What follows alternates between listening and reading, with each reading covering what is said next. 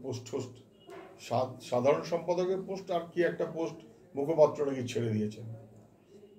সেটা তো তৃণমূল একটা বড় দল, প্রচুর লোক, সেই দলে নানাবিধ স্তর, আইন শৃঙ্খলা রক্ষার কমিটি, অনেক কিছু আছে, ওরা দেখবে এখানে আমার আপনার কি আছে। কুণাল ঘোষ তৃণমূলে থাকুক আর না থাকুক তাতে মানুষের কিছু এসে যায় না। কুণাল ঘোষ কেমন বলবেন, কিভাবে বলবেন, তাতেও মানুষের কিছু এসে যায় না। কিন্তু সরকারের প্রতিটি অপদার্থতা, যুবক ছেলে রাস্তায় বসে আছে, তার লড়াই, এসব কে করবে? এসব যাদের করার দম নেই তারা আজকে কোনো দলে আছেন, কালকে কোনো একটা দলে যাবেন, অথবা মাঝ রাস্তায় ভেসে বেড়াবেন, মানুষের কিছু আসে যায় না। দলীয় পদ ছাড়ার আগে কুণাল ঘোষ দলের প্রভাবশালী জনপ্রতিনিধিকে তোপ দিয়েছিলেন, অযোগ্য স্বার্থপর বলে কটাক্ষ করেন। তৃণমূল মুখপাত্র নিশানায় তখন ছিলেন না কিন্তু মুখপাত্র, শাসক নেতা।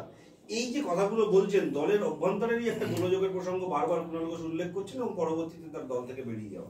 তৃণমূল কংগ্রেস দলটায় কোনো নীতি নেই, কোনো নৈতিকতা কারবার নেই, লুঠের রাজত্ব, বেআইনি সম্পদ, যত খুশি, যত বড় নেতা তত বড় বেআইনি সম্পদ, তত বড় চোর।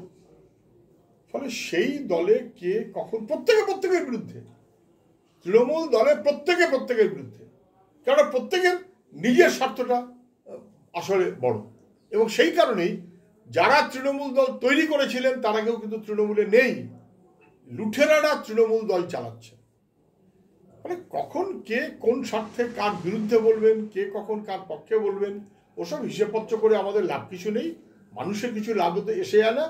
মানুষের জীবন, জীবিকা, সংগ্রাম, অধিকার, এগিয়ে চলা, সেই লড়াইটাই বেশি জরুরি। কে কোথায় কখন কোন দলে থাকবেন আর পদ ছাড়বেন তার ব্যাপার। তৃণমূলের সঙ্গে অধিকারী পরিবারের সম্পর্ক বিচ্ছেদ করল শিশির অধিকারী ঘোষণা করলেন। কালীঘাটে গিয়ে চরম অন্যায় করেছি, ওনার নাম মুখে আনি না বলে উল্লেখ করছেন। এবং বাংলায় 42টা আসনই পাবে গেরুয়া, দাবি শিশির অধিকারী। শুভেন্দু সঠিক পথে হাঁটছে এমনটা দাবি। শিশির অধিকারী তৃণমূল কংগ্রেসের বড় নেতা, এমপি।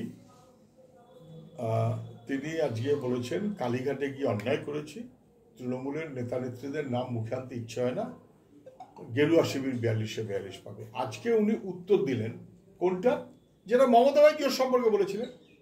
মমতা ব্যানার্জি ওর সম্পর্কে বলেছিলেন যে নন্দীগ্রামে চটিপড়া পুলিশ পাঠিয়েছে অধিকারীরা। ফলে মমতা ব্যানার্জি দায়ী করেছেন শুভেন্দু অধিকারী বা তার বাবা শিশির অধিকারীদের, শিশির অধিকারী দায়ী করছেন মমতা ব্যানার্জিদের। আমি বাংলার মানুষকে শুধু মনে করিয়ে দিই, বুদ্ধদেব ভট্টাচার্য এই কথাটাই বলেছিল, এরা যে অনৈতিকতা করছে 10 বছর সময় লাগবে না, 10 বছর সময় লাগবে না, সব পরিষ্কার হয়ে যাবে, সব ধরা পড়ে যাবে। তৃণমূলের নেতারাই পারস্পরিক কোন্দল করতে গিয়ে, লুট করতে গিয়ে সব স্বীকার করে ফেলবেন যে বাংলার সর্বনাশের দায় তৃণমূলের, কে কতটা আসলে তৃণমূলের। শাহজাহানের গ্রেপ্তারির পর ব্রাত্য বসুরা সাংবাদিক সম্মেলন করে যখন কথা বলছিলেন তখন বলতে বলে ফেলেছেন কাল থেকে আর কোনো কথা হবে না। তাহলে কি মোদির সভার আগে ভেবেচিন্তে এটা করা, যাতে বিজেপি শাহজাহান অস্ত্র প্রয়োগ করতে না পারে?